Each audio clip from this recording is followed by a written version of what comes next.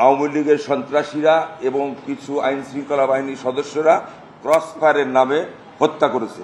একটি অভিযোগ যেটা আমি বাংলাদেশ জাতীয়তাবাদী দলের মামলা খুন গুম তথ্য সমন্বয়কের সদস্য এবং আমার পাশে আছেন আমাদের অ্যাডভোকেট জাহিদ ভাই, উনিও ওই কমিটির সদস্য।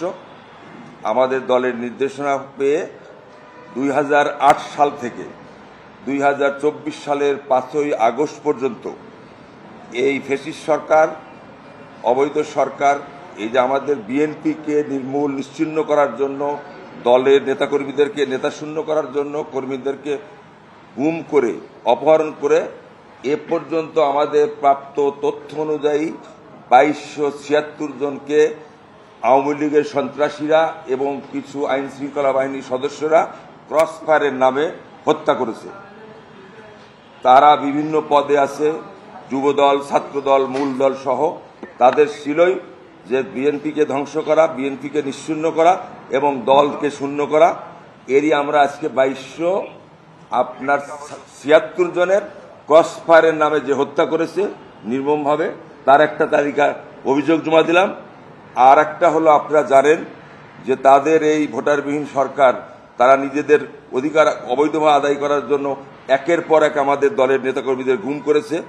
এ পর্যন্ত প্রাপ্ত তথ্য অনুযায়ী 153 জনের গুমের তালিকা, যে গুমের মধ্যে হত্যাও করা হয়েছে, এখন পর্যন্ত গুমও আছে, তার একটি তালিকা আমাদের মাননীয় মহাসচিব সাহেবের স্বাক্ষরিত একটি অভিযোগ আমরা এখানে জমা দিলাম।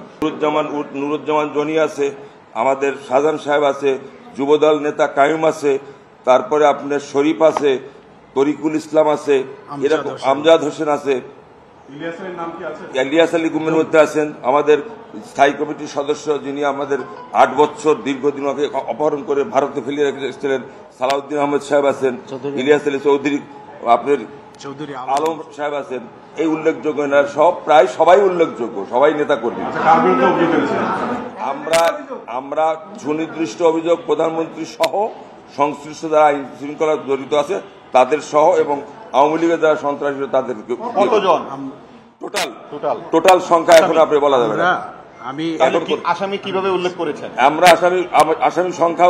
আসামি সংখ্যা উল্লেখ করেছি, ওই প্রধানমন্ত্রী সহ সর্বশেষ তাদের যারা আইন শৃঙ্খলা জড়িত আছে নাম দিয়ে যারা করে দিচ্ছি। এটা আমার গোপন আছে, এটা আমরা বলবো।